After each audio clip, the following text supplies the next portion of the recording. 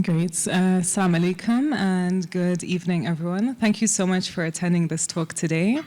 And this talk is specifically going to be looking at a lot of different topics when it comes to accessibility, community, all of the, let's say, key buzzwords we always hear when it comes to public art. But our aim today is to really kind of delve a little bit deeper and really understand everyone's practice on how is accessibility actually something that is accessible when it comes to public art.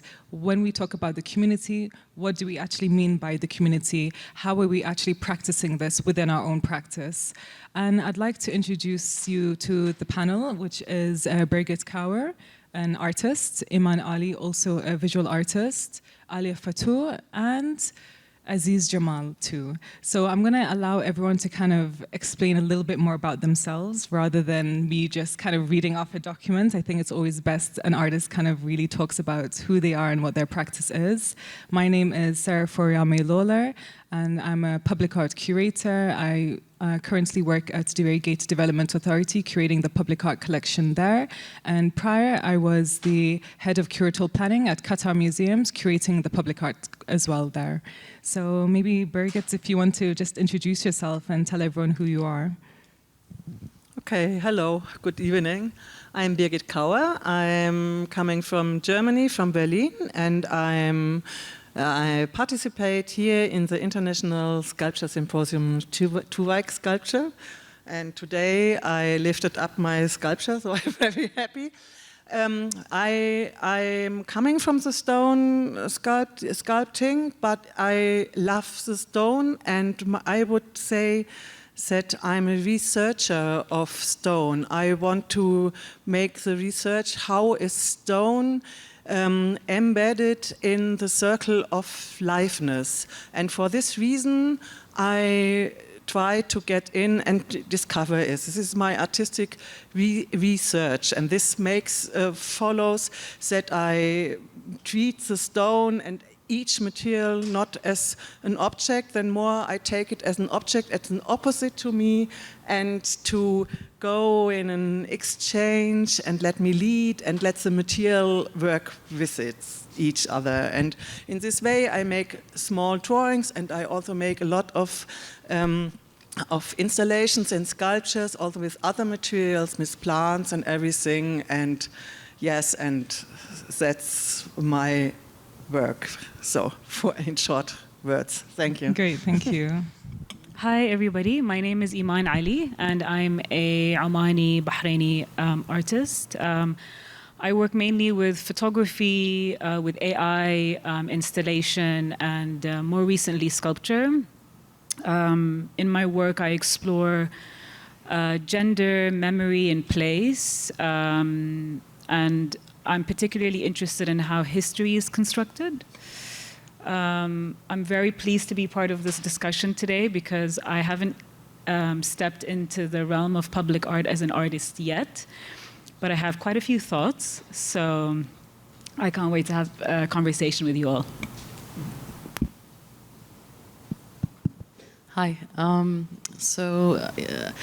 I'm not a curator. My name is Alia Fatou. I work mostly on the management side of art. I've been the co-artistic director of Riyadh for the editions of 22 and 23. I was the director of Akthar Gallery in Jeddah. And 10 years ago, I set up a non-profit initiative called Tandem Works with my sister, who is herself a curator. And we commissioned artworks basically in the public realm. The objective of Tandem Works was to raise awareness on social, environmental, and social and environmental issues, and it was very community driven, so I guess we can get into that later. And yeah, that's roughly it.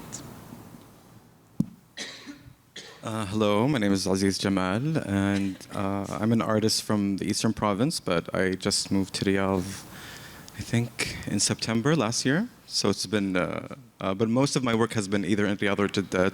I've very rarely worked in the Eastern Province. And my work is mostly, I'm a sculptor, trained sculptor. Did it just turn on? Yeah. So I was formerly trained as a sculptor, and I mostly work with found objects, and I like working with inherited narratives and finding a way to fill in the gap or fill in what is unknown or in between those unknown things. And I work a lot with artist-run spaces. I worked with Saranac art projects back in Spokane in the US when I used to live there. And I work now a lot with Very Public, an artist-run space here in Riyadh. And I just opened my artist-run space, Royal Nas, 3 months ago. So yeah. Great, thank you. And of course, today's talk is really about what is accessibility when it comes to public art.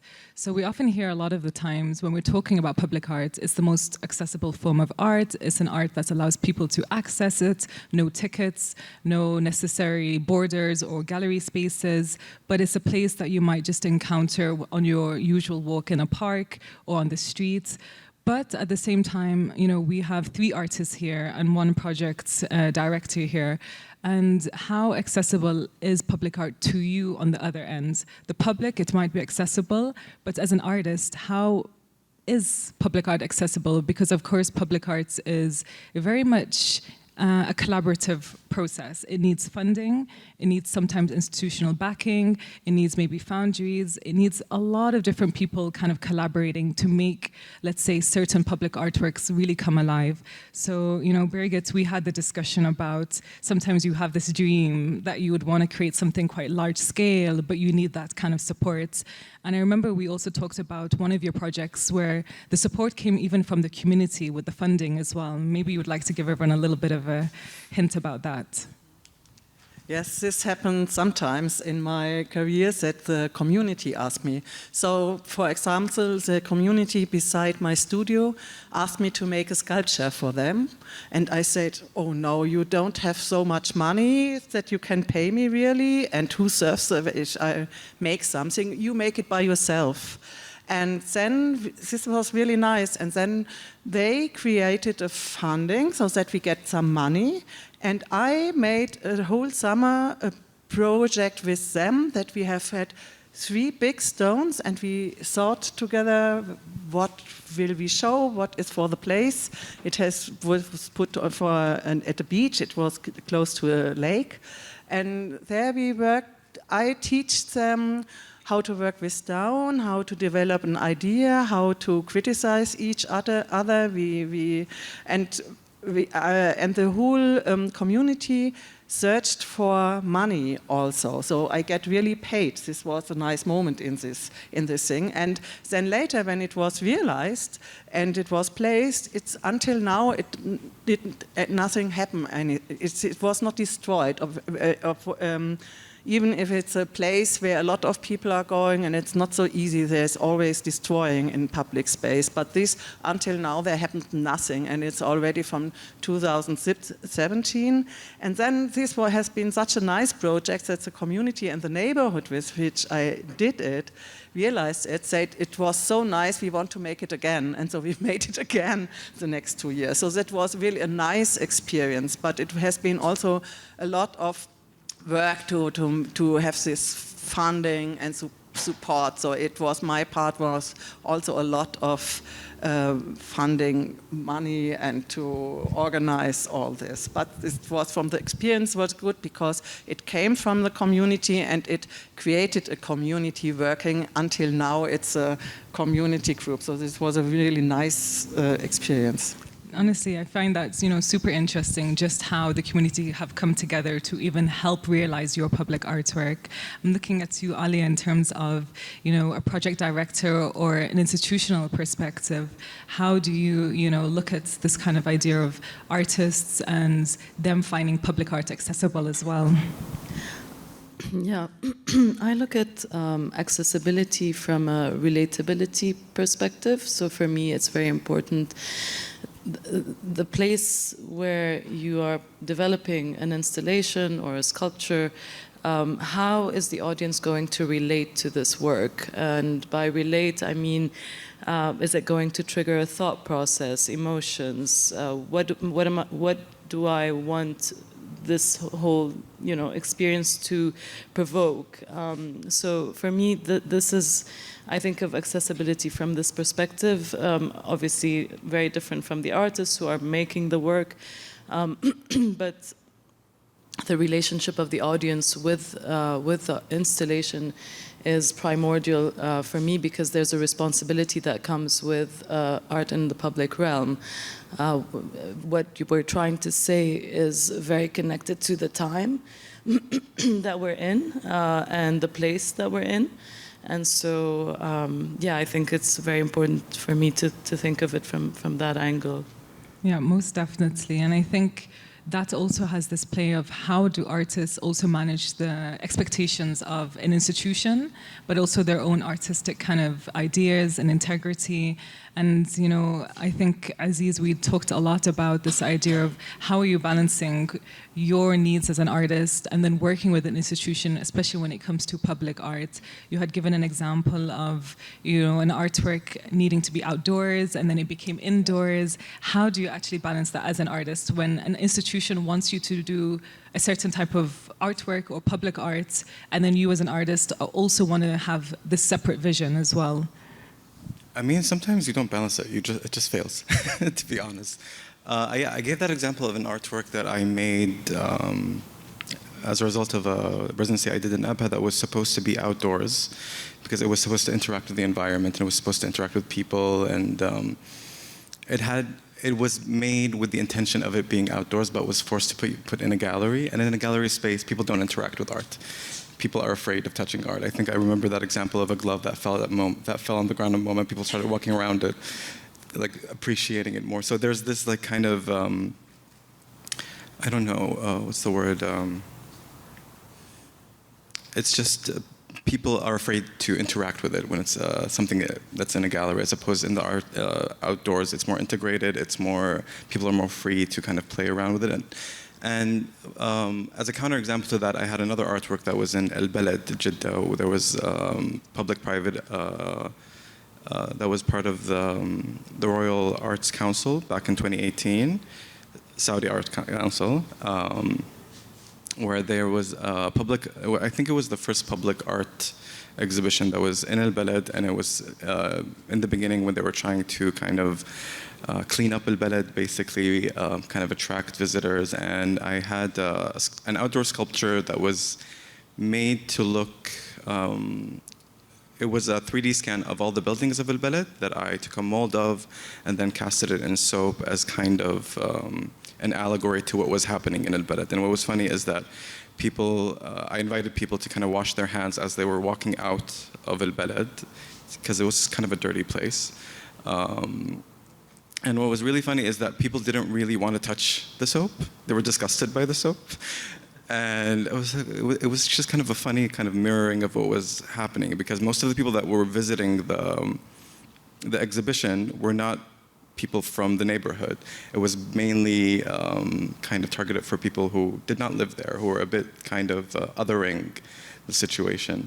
So the artwork was just like kind of a jab at the artwork itself. It was kind of making fun of itself a little bit.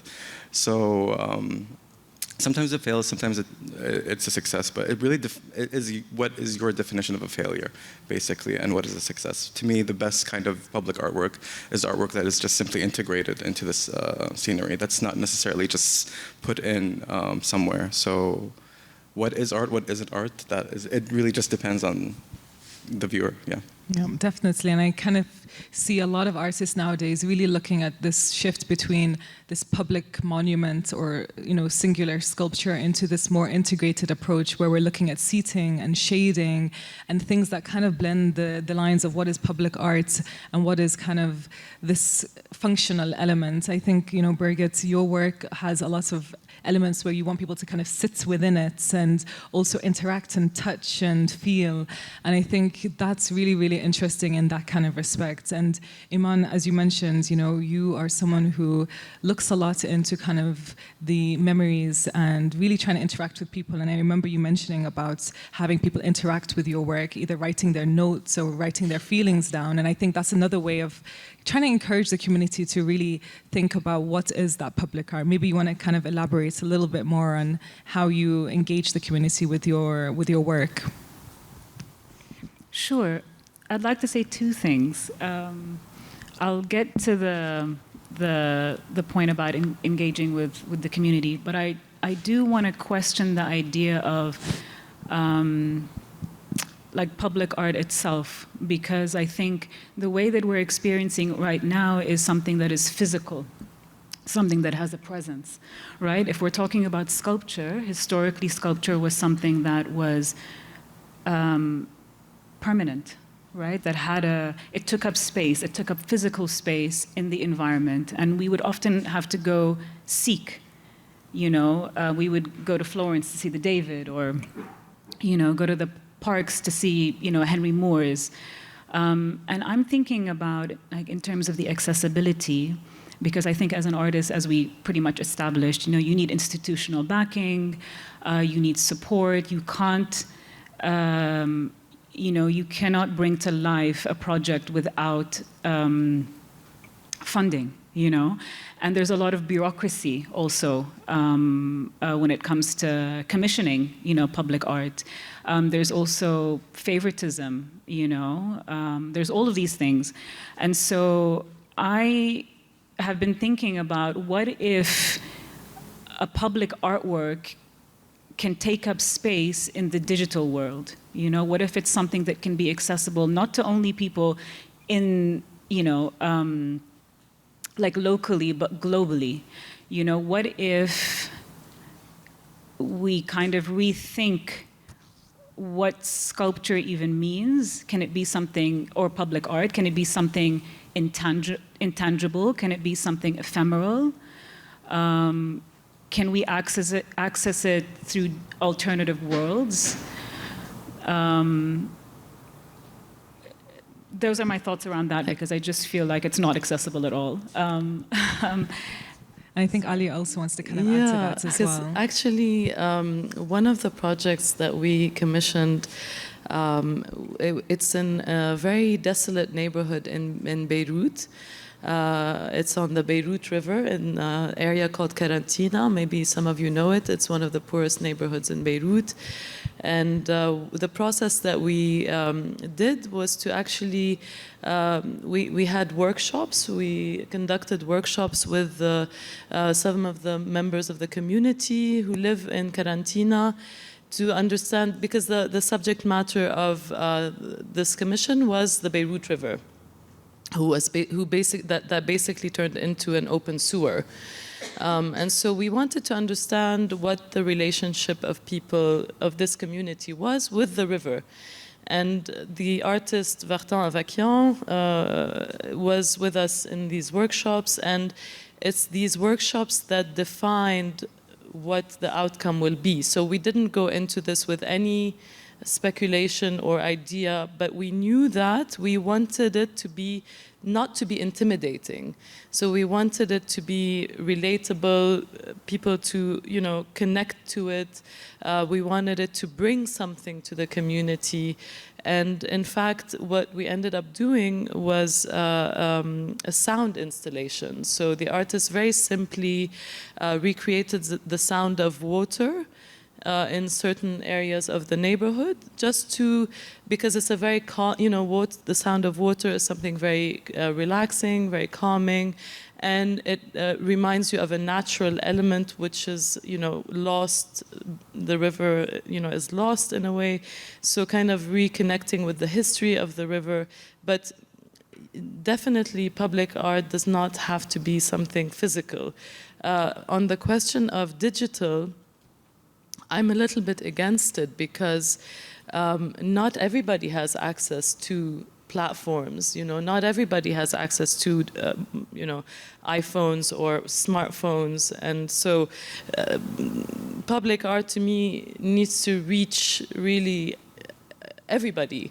And so, but again, you know, if you're doing it on Fifth Avenue in you know, Manhattan, then you can probably do something digital where people scan a QR code and they have access to it. So, but yeah, it's really relative to where you are. I was thinking about it also in terms of some people don't have access to public art that is physically there. So the idea of travel, maybe you can't travel. So what if you're able to access something that is in the digital world? That's also what I was, you know, what I meant. So that it's really for everybody. But I love what you mentioned about the sound piece, because I think something that's intangible, something that's ephemeral, I think public art has a lot to do with our engagement with the work, as you said, you know. We complete it. The audience completes it. And I think sometimes that doesn't need to be through the presence of something, but maybe through the absence.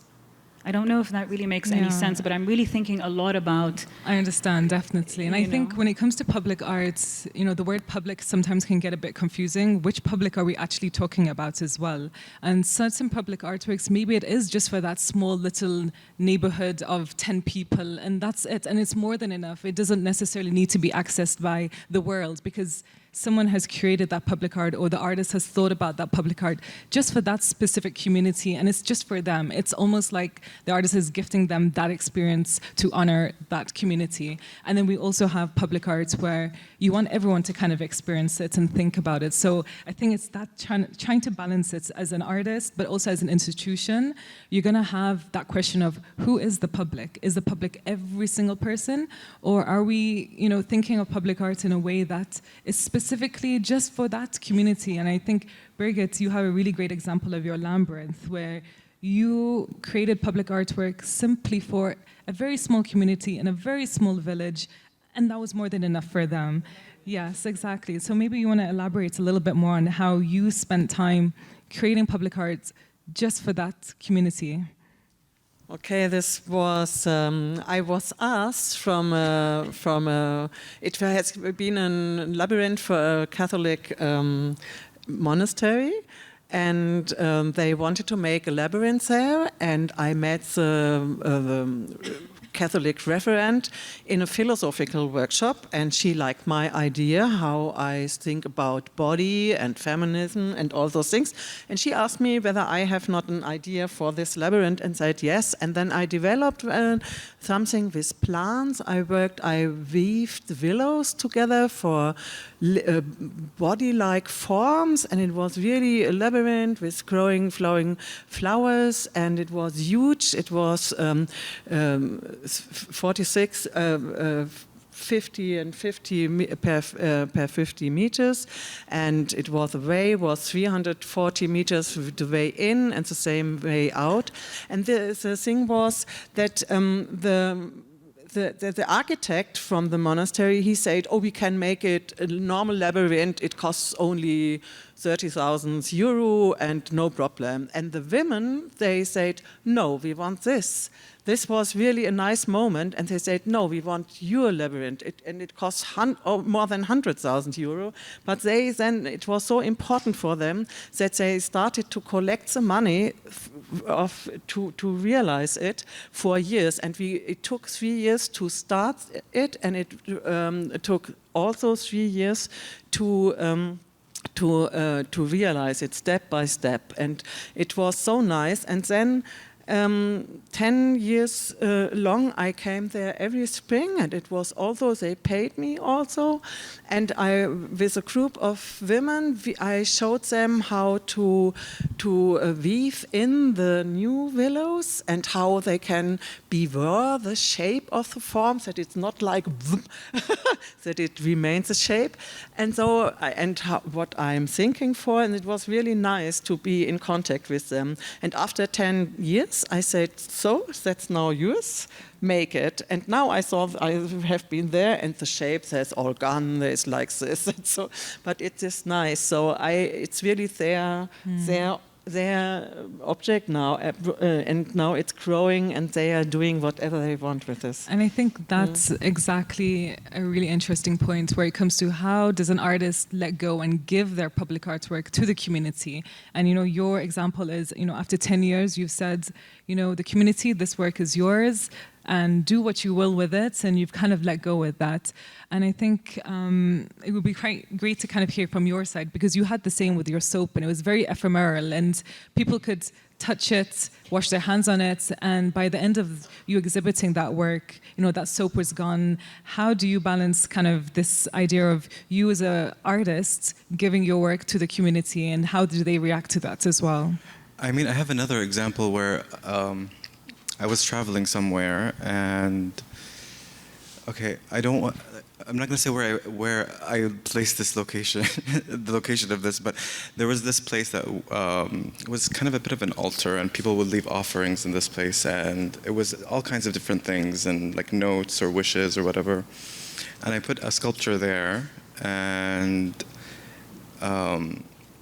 it was a sculpture that looked a bit different from the rest of the sculptures that looked there, and I kept checking up on it on Google Images, on Google Maps. So it was like kind of a tourist attraction place, and I kept like checking on it every few months, and just making sure that it was still there, and I could see it in the background. But then at some point it was removed because I think someone like picked up that it didn't really match the rest of the things that were in the area. So sometimes it gets removed. I mean, like, I'm thinking of also because to me, I think mostly communities will make their own art if you just allow them.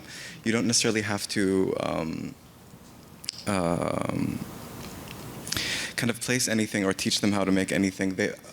People will make art naturally. That's why kind of graffiti, when I go to places like Berlin, there's graffiti everywhere, and to me I think graffiti is kind of the highest form of public art in my opinion, because it really is a place where people can say what they want, write what they want, truly show their characters in the way that they want. So yeah, I think public art naturally comes just with people existing somewhere. It doesn't necessarily have to be an intervention or you teaching someone how to sculpt or you teaching someone how to do anything. People just do it. It might not be your aesthetic, but you just have to accept it, kind of. And I think, Iman, you know, you're talking about kind of this digital realm of public art and placing it in there. How does that kind of merge this idea of you as an artist leaving something out on the internet? And of course, the internet is also a place where people can react, have different opinions, either accept or reject that work. How do you kind of balance that, especially you're a photographer as well? And regardless, it's one of those things where public arts might be accepted, might be rejected, might be kind of in between for the different communities. How do you balance kind of your own artistic kind of integrity and wants while also leaving it out there into the public for everyone to kind of make their own opinion about it? I think I easily just let go of my work when I put it out there. I have no issues with it. It's just also in this age of social media, you know, when you're sharing your work on platforms like Instagram, you're putting your work out there. You know, people are going to love it, they're going to hate it, they're going to judge it. They might even alter it, you know. You just don't know. It's a risk that you take. It might even, you know, go on to have a life of its own and symbolize something and be meaningful to a certain community, which is something that happened to me unexpectedly with one of my works. So you just really don't know, and I don't necessarily, I don't hold on. I think I am very good at just letting go of my work. I don't hold on to it. Once I put it out there, I've already surrendered to the fact that, you know, it's, people are going to have something to say about it. It could be good, it could be bad. I don't know. My role is not really to control that. It's just to make work that, you know, just feels honest and authentic to myself and what it is that I want to say. And I think that's what I concentrate on the most. Okay, interesting. And would you want to elaborate a little bit more about the work you just mentioned, where the community, you know, either embraced or rejected some of your work? So yeah, there was a community. It was unfortunately a very tragic event that happened in the. I'm not sure if I should actually mention this since it's being recorded. I'll keep it abstract, though. It was a tragic event that happened a couple of years ago, and one of my images circulated widely and then became a symbol of strength for the people that were affected. And that was something completely unexpected. I just, I put it online like I do with all my images. And then a friend of mine shared it, and then more people started sharing it, and then it just grew and grew and grew, and then it took a life of its own. And there was different iterations. You could see different color palettes, and then it became a meme. And I was like, "Whoa, this is kind of cool." My work has really, really taken a life of its own. So that was the first time that I experienced that. And it's just made me really not hold on to my work so much, because you really can't control, whether a photograph is going to go viral or whether, how people are going to receive it. You just have to concentrate. I think the focus really should be on putting work that that means something to you. Definitely. And I think it's also making me think about yourself, Alia. You worked on Riyadh. Riyadh, of course, activated various spaces where a lot of families would go to do picnics and barbecues, and it was their space. And then, for 2 weeks, you have these lights installations, and a lot of them would encourage kind of touch or sound or an experience. I would love to hear a little bit more about how, Riyadh kind of really worked with the community, or how did the community react to such works in their own spaces? Yeah, so the choice of locations for Riyadh is really based on places that are already very frequented by people in Riyadh, and not necessarily like, art world people, but really just everybody. And so the idea was to make it accessible, right? So the idea behind it is how do you create an environment that is, attractive, inclusive, not intimidating, and people reacted with a lot of curiosity. So that was really refreshing to see, because people would always go and ask questions, and they weren't afraid to ask questions, which is usually a bit the case in the art world, I think. And because they don't necessarily have an experience with the art world, they really just touched, and which is, a lot of the works that we showed are immersive, interactive, borderline entertainment. They're on the border, on the cusp between, entertainment and art. Dare I say, but it really is the case. So I think that was very interesting, because we're not, again, depending on who your audience is, we're not targeting like a highbrow type of crowd. So it was, I think, and for a lot of people, it was possibly their first experience interacting with works of that kind, of that scale. Also, you have to remember, Riyadh won many, what's it called? Records, many Guinness World Records for scale, and so I think the impact was very heartwarming, because we really went to the places where people picnicked, as you said, and hung out, and so it just transformed their environment. And I think that's where, public art is so different from people needing to be invited to a gallery space. Instead, you have gone out to their space and kind of created this experience for them, rather than saying, hey, come to the gallery, come to the space, or buy a ticket. But it's that accessibility as well that has kind of really come into play. And, Aziz, your work, we work a lot with found objects as well. So you're going into spaces, taking these objects, repurposing them and changing the meaning, or kind of enhancing the meaning. You have a lot of humor in your work. How do you, as an artist, what's your thought process when it comes to found objects and then turning that into a sculpture? I mean, I think my process with that specifically is like I try to use my ignorance as knowledge. Even if it's something that I really don't know how, like there was one time a sculpture that I found, I don't know where I found it, but I thought it was this just pointy thing. that I found somewhere, and I thought it was something to do with fishing or like a spearhead or whatever. And then I found a trumpet that fit exactly, like they both fit exactly into each other. And I just made the sculpture just intuitively. I didn't really know what that object was, and it turned out to be a bayonet. It's something that's like that was used like 100 years ago on top of a rifle. That would so if you killed someone and they didn't really die, you could just stab them and just make sure they died. So it kind of this trumpet and bayonet combo was something that I unintentionally kind of happened. I didn't really think of it that way, but it was just something that I was ignorant to, and then it kind of, my ignorance kind of helped me in that sense. But I find a lot of inspiration also from just, I don't know if you've ever seen the trucks that go around Riyadh that are very decorative. A lot of Pakistani drivers drive those. Those, I honestly think they're moving installations.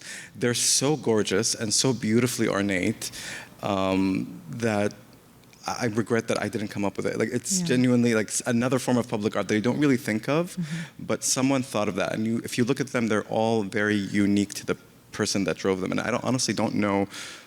I don't know if the driver is the one that's decorating them or the owner. Answer, actually. Oh, yeah. So I worked actually on a commission with Indian and Pakistani truck painters who created these beautiful murals in a neighborhood in Doha.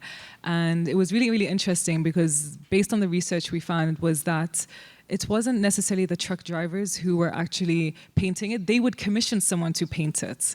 So that is also a really interesting aspect too, because these truck drivers are spending hours and hours on the road. The truck becomes their home, basically. It becomes where they sit, they sleep, they travel, absolutely everything. So there's a whole art form of just creating these beautiful, beautiful motifs. A lot of them would have sayings about love, or longing, sayings about protection. So it became this art form in itself. And as you said, it's a moving public artwork that kind of it's like when you think of what they do, they're driving for hours and hours, and it's this mundane scenery, and it really, I mean, just counteracting that with the space that you're in. Honestly, I even think of it just as like your phones. You're just putting stickers on your phones. It just happens very organically. So it's another thing. It's like when, like in the beginning of our talk, it's like it just depends on what you consider to be art or what is public art. I think that's a beautiful example of that. Yeah. Most definitely. And I think I also want to ask everyone else in terms of what do you see, or how do you class public art, you know? Because that's another question that a lot of people have. What is public art? Because to an institution, public art might mean a way of, let's say, bringing in the community, because we have a lot of topics and a lot of understanding that, you know, institutions right now are moving towards public art more and more and more. We're seeing, I think, I don't know, I can count at least 6 public art programs just here in Saudi. You know, every institution wants to do public art. But what does public art mean to you as artists, you, Alia, you know, as someone who manages various different public art projects? What does public art mean to you? Maybe, Birgit, you want to kind of start with that? Yes, perhaps I exercise it already, a lot of participative forms of public art, and I thought, yes, it's nice, but it's not my artwork. I cannot transfer my special artistic research. It's not on the point. It's good, and I see also that my questions are. If I'm, my English is not good. No.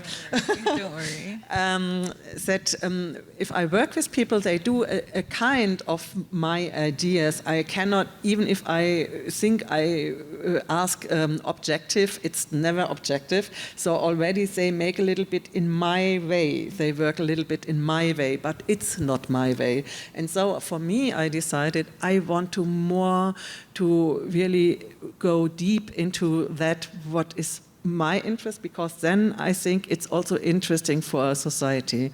So I more and more I start to make really, the last work was a big sculpture, 20 tons sandstone block, where I got in and I made a comfortable place into this big stone where I formed with for my body, so that I can stay inside there and smell it and relax and hear the other, how my voice changes if I speak, make noises. And this comes nearer my artistic research. And so I think it has more value also for society, because now I see how people take this and how much it gives to them, this interaction with this artwork, and then they take photos and post it and speak about it. They ask me, and so I think it's also going around and makes, even if it's only placed at one point. So, but it's you have everybody sees the photos of it and makes an imagination of the feeling, and this is what I like. So I think. So it's also a way, and for me, it's now a better way to get in touch with the publics, and I have not to be anymore in this way participatorisch, must say. Yeah, participation through that. So in my bad words. Yeah, so. And at the moment, you yourself are actually sculpting here on site.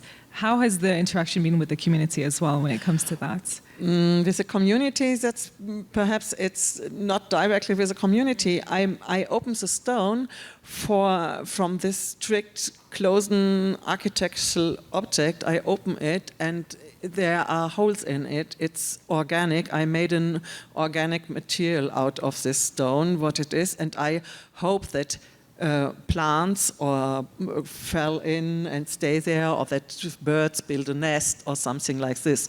That this will be a place where can happen something. Oh, it's already just like a nest. So that's, I think, and then the people can go around and there are holes in it. They see the sun, so that it will be change also their opinion about stone if it's transparent and you see the sky through the stone.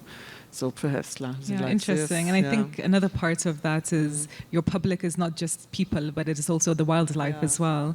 So I think that's also a very interesting look into that. What about yourself, Iman? What do you class as public art, or how do you envision what is public art?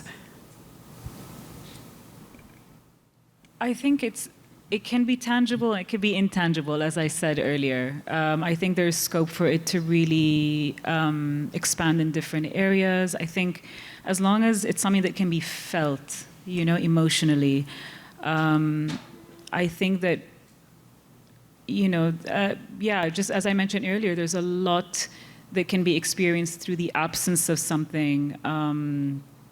I think actually maybe the strongest form of public art is one that doesn't last, maybe. And are you looking at maybe, when you start transitioning, because as you said, you're an artist that's, maybe possibly transitioning into this idea of, public art, public sculpture, or in the digital realm. How's your thought process now that, you're looking at public art and you're going from, a more, let's say, controlled atmosphere of being an artist, and you can probably do this in your own studio or in your own house, and then you're kind of now transforming that into the public realm. How are you navigating this as an artist?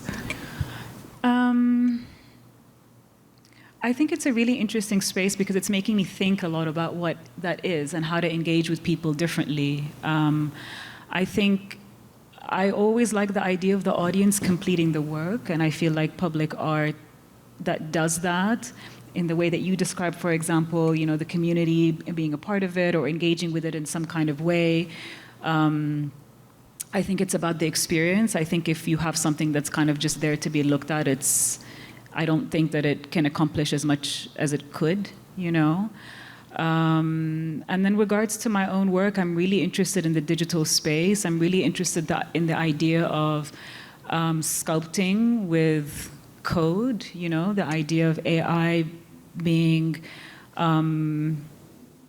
like like a sculpture, using AI as a tool, that being the sculptural act in itself, because from when you, whether you're, training a machine, training a model to output images for you, or putting in a prompt, there's that moment from when you do that until the output, and that in between is when code is being reshaped, is when data is being reinterpreted in a very random way to then output something that we see. And that can be saved, yes, but there's something very ephemeral about the whole process because it's never the same. So those are the things that I'm really interested in exploring. And again, I think because I work a lot with memory and something that is quite intangible and that's shifting and fluid all the time, I wonder if public art can also fit into that space. I don't have the answer to it, but I'm really excited about exploring potentially that space with my work. I'm looking forward to seeing, what comes out of that, definitely. Thank you. And Alia as well, let us know what is kind of... I think relevance and responsibility are two things that come to my mind when thinking of public art. Relevance not only to the time we're in, but also in the future, because public art most usually is something that stays, and every decade comes with an urgency, a set of urgency, right? So every time that we live in has a set of urgency. So for me, it's very important that not only just the audience that we're talking to, but also what is it that we are addressing, and how are the audiences in the future are going to look at this and relate to it. So relate to the things that we are raising through this public art. And so, obviously it's very important to be surrounded by, beautiful things and self-referential art that, talks about the history of art and challenges the way things are made, and artistically challenging how things are made it's very important. And I think, artistic expression is developed through these challenges. But for me, it has to come with a message. It has to address something that we are living today and that hopefully will be relevant in the future as well. And is there an artwork that you can maybe describe to the audience in terms of what you feel really kind of hit the nail on the head when it came to either the community or your own definition of, what public art is? You're putting me on the spot. I know it's always hard to try to remember something right there on the spot, but maybe if there was a work or an experience you had where you thought, wow, this is exactly what I wanted when it came to a project. I think of maybe not a specific artwork, but artists, oh my God, I'm blanking, of course. I have to look it up. A collective that we actually worked with in the edition of 2023, who are very engaged. They had the big projection on in CAFT. I'm forgetting their name, but anyway, they no. Superflex. I think Superflex are very, spot on in their work in general, and they address very urgent issues in a very playful way, in a very, again, accessible way, and I really appreciate their work. Yeah. Great, thank you. And what about yourself, Aziz? How do you class... I just want to add to that one to Mohammed Al-Faraj also. I think someone that does amazing public artwork that engages the community and really accesses the essence of whatever public he's occupying, to be honest. He could be anywhere in the world, and I'm such a fan of him, and he's such a fantastic person. Very true. I think I'll echo both what Iman and Alia said, is public art should not mask, and it should be relevant. I think public art is whatever integrates elegantly and seamlessly into a community without disturbing the community in an unwanted, superficial way.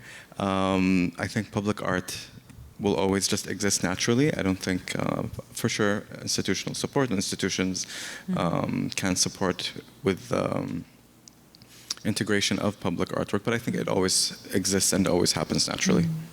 Definitely agree with that. And I think, often we see public art being this kind of forum where we're expecting artists to rebel, we're expecting artists to leave their mark. But at the same time, I feel like artists have been doing that since day one, since museums, since galleries, since institutions. Artists have always kind of been at that forefront of really pushing the boundary of what is accessible and what is not accessible. And I think we're often seeing now institutions are actually understanding that they also need to be accessible, not only to the public, but for artists to even want to work with them. And I think that's a really, really interesting way now of shifting the perspective of not only relying on artists to tell stories, but also institutions need to be able to hold space for those stories and allow spaces and land and areas be activated with that. So with that being said, I want to say thank you so much for being part of this panel. Thank you. And I think I'm going to open up this floor to a few questions if anyone has any. And yeah, it's been such a pleasure just really understanding a little bit more about your practices and what is accessibility and what is community as well to you. Thank you so much. Thank you.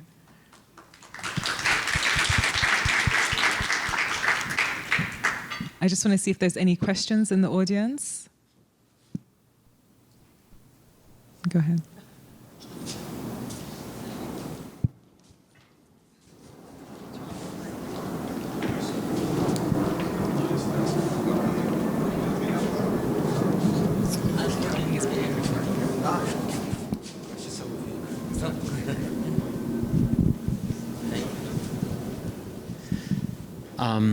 Well, thank you everybody for the panel and the conversation tonight.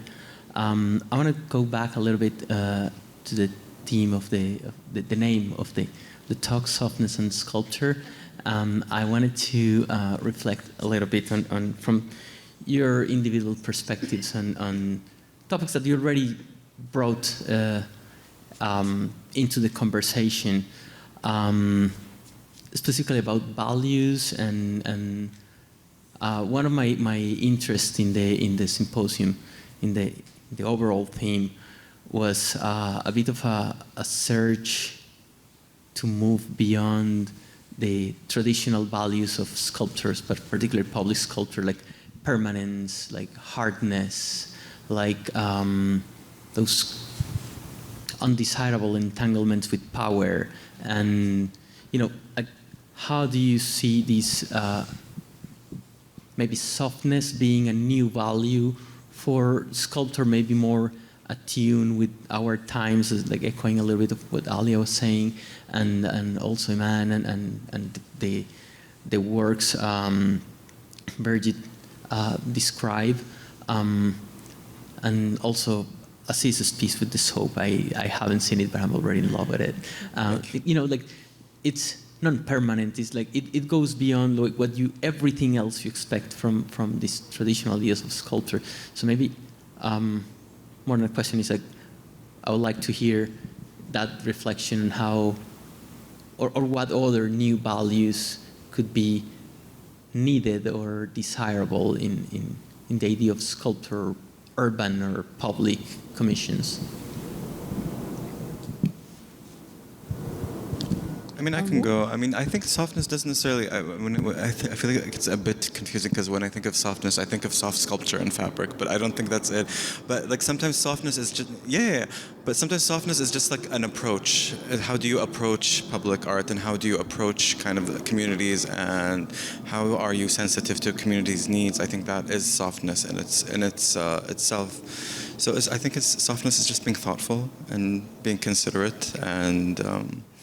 Not being selfish and just thinking, oh, I want to put my stamp somewhere. It's like just how do I coexist in this space and allow people to coexist and appreciate an artwork with me. Yeah, I think it's kind of this idea of saying, maybe this is not, as an artist, my solo show, and looking at it in a way of this is a collective show rather than this is my solo show. Yes, for me it's also it's for me it's the same, and for me one aspect is that artist is not anymore a genius, more the only person which is creative, and so then that it's more from eye to eye, that you allow that the artwork can be touched, can be influenced, can be destroyed, can be, I don't know, that it's going away, that it's also already made with the audience, or enveloped, the concept made with, and so that's the hierarchy between artist and audience is not anymore. And this thinking I like very much, because that's it's more going for equalizing the audience and the artwork, and even if you take this thinking more, that is equal the material and the world and animals and flora and fauna, that this is not anymore hierarchic structure. This thought, I think, is very important nowadays. So. And this is for me, if I think about public space, I want to feel this thought realized. Yeah, to continue on your point, actually, I mean, I think it's really important to question the impact of what we're doing on the environment, and because producing these monumental installations or sculptures, it has a taxing impact on the environment. And I think, one approach has to be, okay, how do I create something that is impactful, meaningful, yet has the least physical impact on this planet? Because, we're at such a critical point in our history as a species that these considerations have to be taken into account. And so, one really has to question why they're doing it, how important is it to do it, and what the outcome will be. So on the environment. So I think it's absolutely critical. Everything these guys said. I'd also add that I think softness can also maybe be looked at in terms of public art or sculpture being like a counter monument. So not something that is, I guess historically speaking, classical sculpture was given importance because of its site, its materiality, and the institution that was backing it, right? But if we look at it now if we look at the future of public art as being a counter monument, it's much more fluid. It's not asserting a dominant narrative. It's actually challenging that. It's looking at absence and forgotten histories. So in this way, I feel we can approach it differently in a softer, more...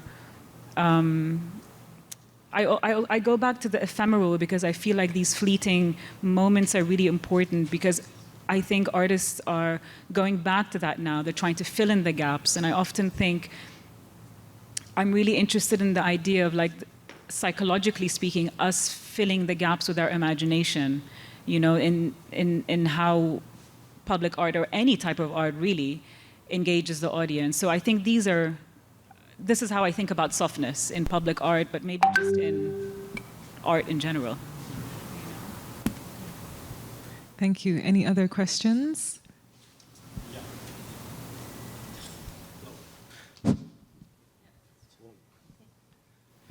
I have a question concern, again, the accessibility. I don't know, maybe I misunderstood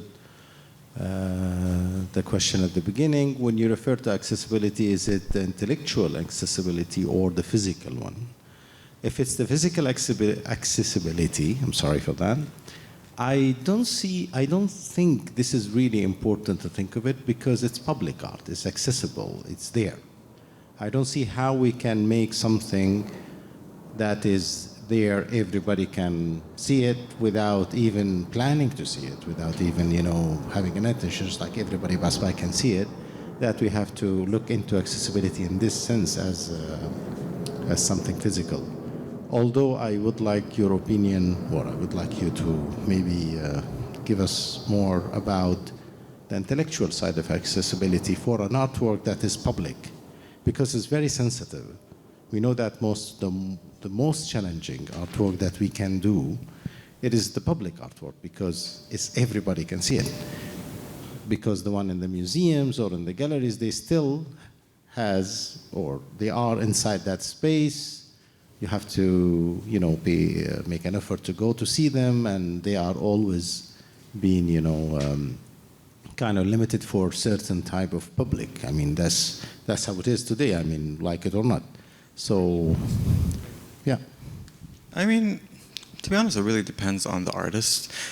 Because intellectually challenging artwork that alienates its audience is usually very boring. If you're not feeling something when you're looking at an artwork, it's probably, I don't want to read a book to get it, I have to say. I really don't want to, because I remember like a sculpture teacher is like, if you have answers, write a book. If you have questions, make an artwork. If you have answers to something and you've done so much research, you just want to pour it into one object, go write a book. Don't make a sculpture. Like, that's how I feel about it. Yeah, I second that. I mean, that was my approach as well when I answered. So for me, intellectual accessibility is first and foremost for public art. Otherwise, it defeats its purpose. We saw some time in public art and proposals that some artists came up with ideas that they are extremely conceptual, and they want to, and we respect that. This is very good, and this is something we would like to see. But also we have to think of the community, because this is not the museum again. This is not the space, the gallery space. This is not whatever it is. It is a place where everybody, anybody, anytime can see it. So we have to think of how these people and the audience, the public, will read it, how they will understand that. This is why, for me, I mean, speaking, public art is extremely challenging and sensitive. It's only challenging if you're really insistent on making everyone come up with the same conclusion. When you're making art and you're giving it away, like Iman said, you have to let go of whatever your idea of. If you're making art and you think it's about longing and someone else thinks it's about destruction, you have to just be okay with people not getting it. It's fine. You can't take ownership of people's thoughts, regardless of whatever, I think. Yeah, I think the most successful forms of public art really are the ones that are simple, because it's, as you said, it's for a large group of people of various backgrounds that may have absolutely no interest in art, but they're still engaging with it in different ways, right? So we haven't spoken about how public art, for example, is social media's role in the dissemination of public art and how that's experienced in the digital world, you know? So I think if an artist decides to do something hyper-intellectual, then they're alienating a large group of people. You know, I think something that's for the public needs to be really simple. And sometimes, I mean, I don't know if, like nothing at the top of my head, I can't really think of anything that's majorly complicated. The ones that I really do like are so simple, and they engage the audience in whether it's actually like physically moving pieces to like reconfigure the shape, or they engage with it by taking photographs, or they touch it. You know, it's very simple. Anybody that decides to do something really complicated is not working in the right realm, I think. The ideas are not best suited for something that is for the public, right? Yeah, and if you want to alienate people, it's okay, alienate people, but just be okay with people being alienated. You can't ask for people's approval and also push them away, in my opinion. I'm just considering, this is what... Yeah. But I really feel like public art is, you know, has been, you know, recently, and it continues to move into a more like relational space. The audience completes the work, and this is when it becomes really engaging. It needs to be felt, you know, something that is, you know, if you're looking at classical sculpture, there's a distance, you know, there's no intimacy, you're not engaging, you're watching, you're in awe. And that was one way to experience it, and still is one way. But I think we're moving in a more... Soft. Yeah, like it's more intimate, it's more experiential. The audience are engaging with it. Whether they understand it or not is not necessarily the point. The point is to engage with it. And they do it in many different ways, as I mentioned. Because we have an excellent example about this, like the connection between people and public art, and has been there for years and years. It's actually Jeddah public art. We all love that. I mean, I remember when we were kids, we always referred to that place as our heaven, like going to the Corniche and like imagining what this kind of like public art look like and what these forms are when we were kids. Yeah. So yeah, it's very important what you're saying about like building this connection between community and public art, because yes, they are completing each other, both of them. And I think also just adding to that, sometimes public art might not necessarily at that point be intended to become such a huge factor to the community, and all of a sudden it becomes this huge factor to the community. Maybe the artist created something that's just very simple, you know, just there in the community, and the community has taken this whole new meaning where it's now become a landmark or an icon, or it's become something that the community say that is the symbol of our community. So again, sometimes it can be unpredictable, but I think, you know, as an artist or as a commissioner, our mind is always thinking, okay, what would the community feel and what would the community think about that? But at the same time, if we're looking at public art, let's say from a mural perspective or street art perspective, that was always about kind of disrupting certain entities and disrupting certain communities. And I think that's also an interesting way of looking at it if we're going to go, let's say, political, where it might not be in favor of certain communities, but it will be in favor of some. So again, you know, public art is that thing where what is the public and which public are we even talking about? I would like to kind of say a couple of things that I find kind of delicate in this whole discourse around intellectual accessibility. One of them, I feel the conversation is putting a lot of responsibility on artists, and not all public artworks are commissions or site-specific. An acquisition, it falls into institutional politics, the curatorial practice. There is a lot of different layers, and as Sarah said, like the public space is fluid by nature. So the meaning of a piece can shift several times through its own life and resignify due to global or local events that completely change the meaning of things, like the case of Iman's image that became a symbol for something else. And at that extent, I could even argue that a photograph became a public artwork because it took a life on its own in a public sphere. And the second thing is that I think it's important to, well, I guess simplicity and maybe allowing for proximity to the pieces is a really are beautiful intentions. But I think it's a fine line to walk between that and infantilizing the audience. You know, like I think it's important to have some level of challenge in public art as well.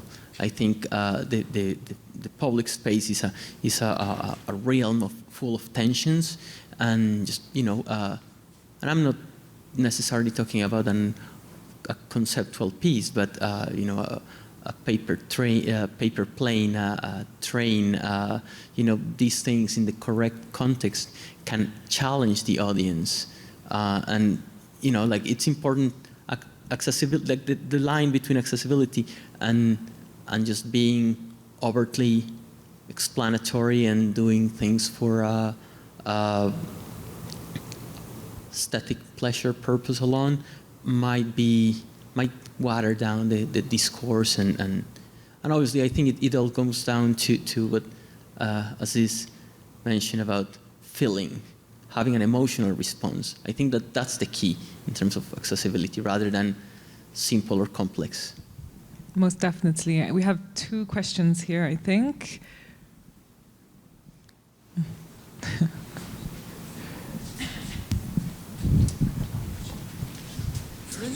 a question.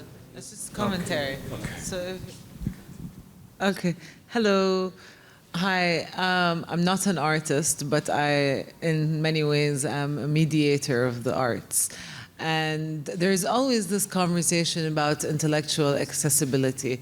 Usually working between the artist and the institution, there's this conversation of complexity and simplicity. And somehow it always triggers me because it's like, isn't the point of art to elevate culture and in many ways,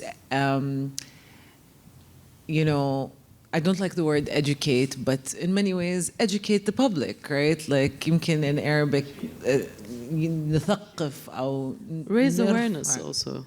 Yes, exactly. You know, and usually the institution or the entities or like the non-artist side is very fixated on the simplicity. And it's always like, no, they won't get it. No, it won't be, you know, like we need to make it simple. And that somehow affects the integrity of the work because it waters it down. And I just want to say the public is a lot smarter than we think. You know, like they're not dumb. Like art is felt, it's expressionism at the end of the day. And the whole concept of, you know, whether to make it intellectually accessible or not, if it connects, then it's worked. You know, like that's the point. But I think you can, you know, I think it's actually creating something really simple and impactful is difficult. Yeah. It's not easy. I mean, it's the most complex thing to achieve. It so is. Agreed. It really, really is. I'm thinking about Olafur Eliasson's as an artist as somebody that whose work I really love, and his ice blocks. What was it called? I think that was just the name of the public intervention, yeah. It's one where you heard this, the ice you saw melting. it, Yeah, so you saw it, the glaciers, like, you know, blocks of them. He placed them in a circle, and then, you know, with time they melted. And he does a lot of work around the environment and, you know, global warming, etc., and the climate crisis. But something so simple, you know, and so beautiful and so ephemeral, because that's what I was mentioning earlier, that maybe the most impactful works are the ones that don't last. And his didn't last. And that's a huge statement, you know. So, yeah. Yeah, no, I totally agree with you. And this is why it was quite a complex process for us to reach something very simple, like the sound installation that mimics the sound of water. So, you know, it's a very simple outcome, but we hope that it touched people in a way that, you know, creates an emotional response, raises awareness and connection. So, yeah, fully. Hello, thank you for this panel. I have a question about, should we, for example, categorize some kind of, for example, Gaudi's projects as a public art or as an architecture? I really like to know the border between these two mean. I mean, Gaudi's projects and is it architecture or is it public art? I really want to know this border, how we can categorize them. Yeah, I think sometimes that's the thing with public art. It's sometimes hard to categorize. It's sometimes hard to put your finger on it. And sometimes it can just be that blend where an architect has become quite creative and artistic and blended both as well. So, for example, a lot of the times we're seeing a lot of artists or even architects or designers or artisans. It's not just the artist who's creating public art, but so many other kind of disciplines are doing so. And I think it's maybe less about the categorization, because we do find some architects creating public arts, but they might not necessarily call themselves an artist. Or you might find an artist integrating artwork into a building, and they're not necessarily the architect. So it's that fine line, I think, where it's hard to be, how to kind of say that kind someone of segregated is what process. or, That segregated process is a bit dated, I feel. Like it was like back then, if you're a banker, you can't be anything else. I mean, I think you can be like an employee and, I don't know, a dancer or whatever. So I think there, even with process, you have, is it art or is it culinary arts? There is a way of the culinary arts to become an art form, and it can be like a form of activism also, and it can be also, I mean, so many different things. So it just really depends on the intention. I think that is, if someone intended something to be a building, then it's a building. If someone intended it to be artwork, then it's artwork. So it doesn't matter if someone is living there or not. I mean, the Statue of David could be a bird house or art, so. Yeah, the same thing applies to design as well. The same idea. I mean, these disciplines are becoming more and more blurry. And I think, like Aziz said, it's all about the intention and the reason why the object or the thing or, is being made. So I don't find it very relevant anymore to distinguish, because more and more institutions and practices are multidisciplinary. So you can involve in the creation of an artwork, like we saw, for example, last weekend in the Jeddah Islamic Biennial, an artist and an architecture firm won a prize. And so, more and more disciplines are being mixed because they really talk to each other. There's a lot to be gained by bringing people from different thought processes together. I think it's very enriching, and it adds a lot to, just involving an artist, because the viewpoints vary very different, are very a lot. So,